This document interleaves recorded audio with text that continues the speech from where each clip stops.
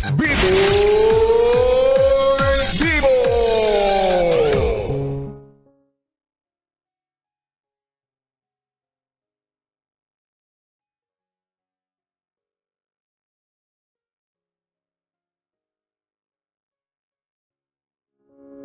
Bibi, ito na ang sulat na dapat ay mapakinggan mo. Kasi malay mo, para sa'yo pala to. BBC Biboy Bibo Confessions.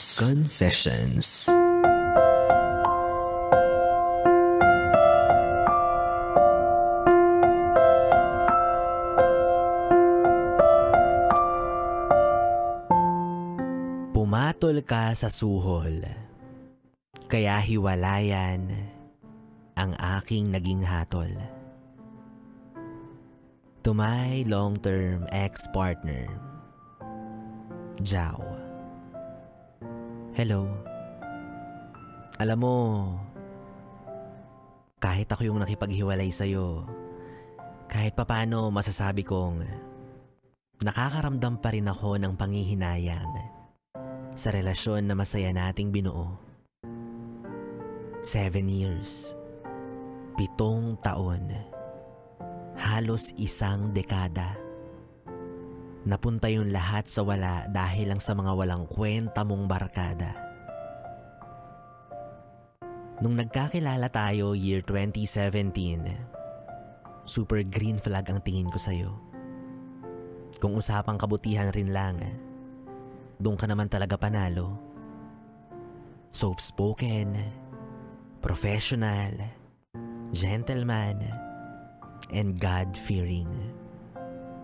Ganyan kita i-define simula nung naging close tayo as churchmates. Hindi ko alam kung anong nakita at nagustuhan mo sa akin, pero ang saya ko nung nagtapat ka ng nararamdaman mo. Kaya pumayag akong magpaligaw sa'yo hanggang sa naging tayo. Sa paglipas ng bawat taon, wala naman tayong problema. Kumbaga, ito yung klase ng relasyon na pinapanalangin ko. Masaya, kalma, punong-puno ng pangarap, mababaw lang ang mga problema. Kaya sabi ko, ikaw na talaga. Dahil malayong malayo ka sa mga ex ko na nagbigay sa akin ng trauma. Sa tagal ng relasyon natin, hindi naman lingid sa kaalaman ko na mahilig ka sa computer games. Marami kang mga nakakalaro na sabi mo tropa mo at mga personal mong kilala. Although, never ko pa silang na-meet, pero kahit papano, kilala ko naman sila. At dahil magkatabi tayo ng setup ng computer since work from home ako, minsan, naririnig ko yung mga hirit ng barkada mo tungkol sa mga babae nila. At kung gaano sila ka-proud sa mga nai-escoran nila. Napapailing na lang ako, pero buti na lang hindi ka nakikisawsaw. Kasi alam kong hindi mo ugali yun. Lumipas ang mga araw. Nagsimula na akong may marinig na mga bagong boses. Sa lakas ng headset mo, malinaw na malinaw sa pandinig ko na may mga babae kayong kalaro. Pinagkibit balikat ko yun kasi baka jowa lang ng iba mong kaibigan. Pero ang mali ko, napanatag ako masyado. Lubos akong naniwala sa katapatan mo, kuno. Ilang araw, napapansin kong panay-panay ang pag-alis-alis mo. Kesyo bibili ka ng bagong CD para sa mga nilalaro mo. Kesyo kikitain mo yung mga high school friends mo. Basta, hindi na kita masyadong sinisiyasat kasi nga malaking-malaki yung tiwala ko sa'yo. Hanggang sa isang gabi, nagpaalam kang lalabas kayo ng mga tropa mo na kasama mo sa paglalaro.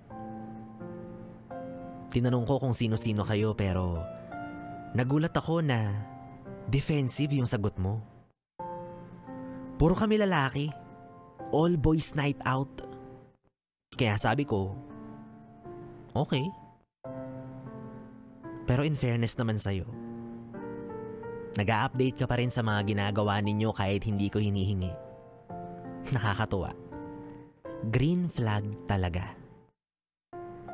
Hanggang sa mag-send ka ng picture ninyo na nasa resto bar kayo. Tama ka naman.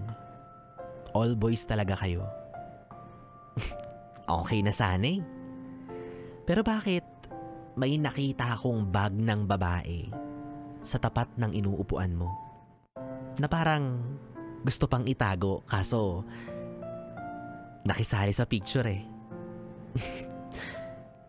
Galing no? All boys night out. Hindi pa kita kinompronta tungkol doon kasi sabi ko gusto kong malaman kung magsasabi ka ng totoo. Pero hindi ako mapakali. Kaya ang ginawa ko, inopen ko yung account mo at chinek ko yung mga my day ng kaibigan mo. Putya, nanlamig ako sa nakita ko. Dahil sa isang Facebook story, may kasama kayong 3 babae. At yung isa, nakaakbay ka pa sa kanya. All boys night out pala. Nagulat ako kasi hindi kita nakilalang ganun. Never.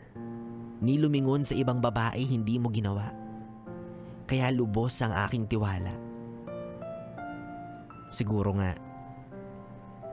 masyado kang nagpadala sa mga suhol ng mga barkada mong walang kwenta. Kumbaga, mali ka ng mga kaibigan na sinamahan. Akala mo siguro hindi ko makikita porket hindi ko Facebook friend yung mga tropa mo. Akala mo rin siguro hindi ko mababasa yung mga usapan sa GC ninyo kung paano kanila lantarang ibugaw sa mga babae mo. And besides, napapadalas na rin pala yung pagkikita ninyong dalawa at proud na proud ka pa. Nakakadiri kayo? Talaga ba? Kahit alam niyong lahat na taken ka na, irereto ka pa? At ang mas nakakagulat, nag-e-enjoy ka. Pumapayag ka sa pangbubuyo nila. Ang pinakatumatak sa akin ay yung mga katagang, dalhin mo yung kotse mo pare, para ikaw na rin yung maghahatid kay Myla. At sinundan mo ng sagot na, sige. Wow. Ganun pala yun no? Kahit gaano na kayo katagal, hindi ka pa rin dapat mapagod na maging mapagmatsyag. Hindi ka dapat makampante. Dahil posibleng may mga nag-aabang na makakate na handang umatake. Sa bagay, hindi ko rin naman masisisi yung babae. Kasi responsibilidad mo bilang partner ko na ikaw dapat yung kusang lumayo. Kaya ngayon, masasabi kong hindi na ako manghihinayang sa 7 taon. Kesa naman magsayang pa ako ng mga susunod na mas mahabang panahon kasama ang taong manloloko na gaya mo.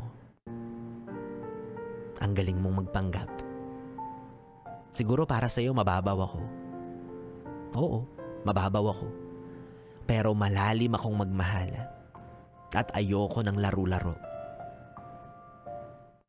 Alam mo yung mga trauma na pinagdaanan ko noon?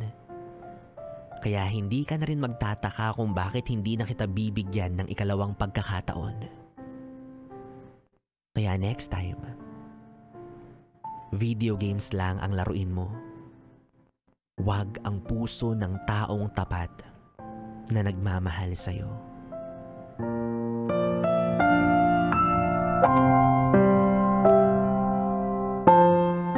Yes, it's me, Audrey.